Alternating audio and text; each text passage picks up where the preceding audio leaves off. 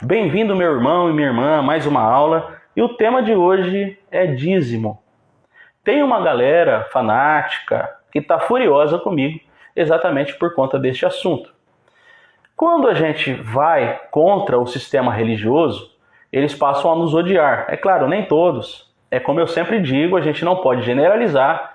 Tem gente dentro do sistema que está aos poucos abrindo os olhos, mas tem uma galera que tem muito a perder quando você diz a verdade, tá? E quando você expõe a farsa do dízimo, alguns líderes religiosos ou gente que está com a mente bem fechada fica furioso com você. Então é normal você que está fazendo essa ruptura com o sistema religioso receber xingamentos ou falta de boa educação por parte dos fanáticos, tá? Eles vão começar a chamar você de fanático, sendo que é eles que são. Eles vão começar a chamar você de rebelde, de desviado, de apóstata, tá? Lembrando aos irmãos, eu nunca fui até o culto de uma outra denominação e interrompi a celebração.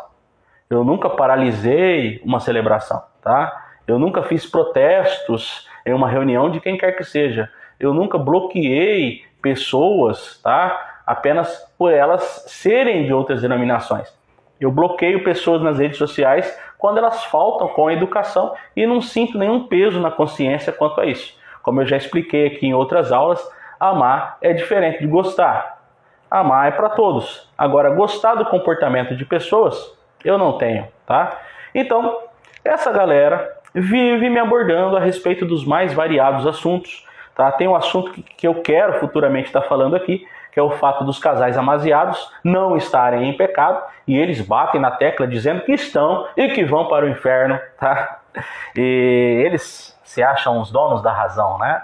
Sem nunca terem estudado a fundo o conceito daquilo que eles defendem, que acha que é a palavra de Deus, mas não é. É regra inventada pelo fundador das igrejas, tá? Ou denominações, tá? Porque igreja, como a gente tem falado, igreja somos nós. Igreja é gente e não templo, tá? Mas os líderes religiosos e gente com a mente fechada têm ficado furiosos, zangados comigo por conta do assunto dízimo. Eles dizem, olha, você é contra uma lei de Deus, você é contra uma verdade de Deus. Quando você diz que o dízimo não é para a igreja, você está impedindo que pessoas vão para a igreja e patrocinem aquele evento, porque precisa pagar luz, precisa pagar água, precisa pagar o aluguel. Mal sabem eles que a maioria dos templos religiosos, eles utilizam o dízimo para assalariar, e de forma alta, tá, os seus líderes. É claro que não há problema nenhum quando você ajuda uma causa. Só que toda ajuda a causas no Novo Testamento, no Novo Pacto, na Nova Aliança, é baseado na generosidade e no bom senso. E nunca na obrigatoriedade ou na imposição, tá? Então, fique à vontade para ajudar causas, para ajudar principalmente pessoas, tá? Agora, sem um valor pré-estabelecido. Esse negócio de porcentagem está, pela graça de Deus, tá? Tem se tornado obsoleta. Então, caiu em caducidade. Ou seja, deixou de existir. Essa obrigatoriedade, essa imposição do dízimo não existe mais. O dízimo não é para a igreja, tá? Mas o que eles dizem? Eles dizem, olha, eu até marquei aqui para a gente estar comentando as frases que eles usam contra mim ou contra pessoas, né, que falam exatamente aquilo que a gente fala. O que nós falamos? Olha, o dízimo não é obrigatório. Olha, o dízimo não é para a igreja. Olha, o dízimo, quando imposto, tá? Na verdade, é algo tirano, é algo que revela que o que está pregando isso é um impostor, é um mercenário, tá? Quando ele impõe o dízimo, quando ele fala de obrigatoriedade em dizimar, essa pessoa é uma mercenária, tá? Então vamos lá. O que eles dizem? O dízimo é antes da lei, pois Abraão deu o dízimo antes da lei. Vamos lá para Gênesis capítulo 14, tá? Eu estou com o texto aqui, Gênesis 14, do 18 em diante. E Melquisedeque, rei de Salém, trouxe pão e vinho, e era este sacerdote do Deus Altíssimo. E abençoou-o, e disse, bendito seja Abrão, do Deus Altíssimo, o possuidor dos céus e da terra. E bendito seja o Deus Altíssimo, tá? No versículo 20, no finalzinho, está escrito assim, ó. Que entregou os teus inimigos nas suas mãos, e Abraão deu o dízimo de tudo. Agora, vamos ver o que esse texto está de fato falando, porque o pessoal se esquece do contexto. Contexto são os versículos que vêm antes e os versículos que vêm depois, tá? É fundamental que você entenda que a Bíblia não é composta de versículos isolados. A Bíblia contém contextos, tá? Esses contextos podem ser imediatos ou remotos. Contexto imediato são os versículos próximos, que estão narrando a história, tá? E o contexto remoto são aquele mesmo assunto relacionado àquele versículo, tá? Mas que está em livros distantes, ou no mesmo livro, tá? Em outros capítulos. E é interessante que a gente saiba o que estava acontecendo aqui, tá? Se a pessoa defende que o dízimo é antes da lei, então é superior à lei, e que ainda está sendo validado, essa pessoa precisa entender como Abraão deu o dízimo e pregar, tá? Como que isso aconteceu. Primeiro, Abraão, até então Abrão, o seu nome ainda não tinha sido modificado, ele está vindo de uma batalha.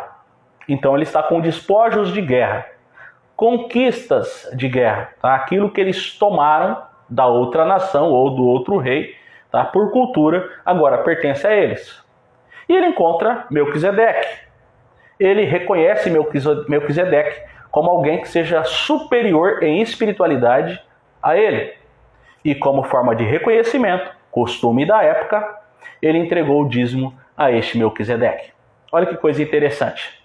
Foi voluntário, foi uma vez só, tá? Isso relacionado a despojos de guerra. Não se fala em outra situação em que Abrão tenha dado o dízimo, tá? E esse rapaz, esse Melquisedeque, era de fato alguém que representava o Altíssimo. Tanto é que ele também é mencionado lá em Hebreus capítulo 7. Vamos lá para Hebreus? Porque tem uma galera que usa Hebreus capítulo 7 para dizer que o dízimo está no Novo Testamento. Está sendo validado. Tá? E aí citam Hebreus capítulo 7. Vamos lá para o texto. Para a gente falar quem é o protagonista dessa situação. Porque o protagonista não é o dízimo. Tá? Lá em Hebreus capítulo 7, o que está escrito aqui, para a gente conferir, tá? Vamos lá.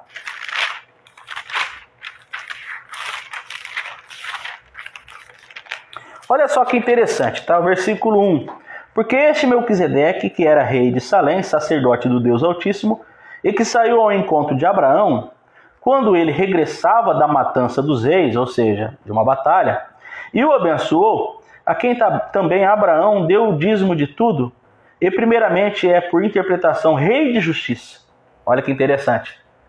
Rei de justiça, ou seja, uma pessoa que administraria esse dízimo com honestidade, tá? Mas, vamos continuar. E depois também rei de Salém, que é rei de paz.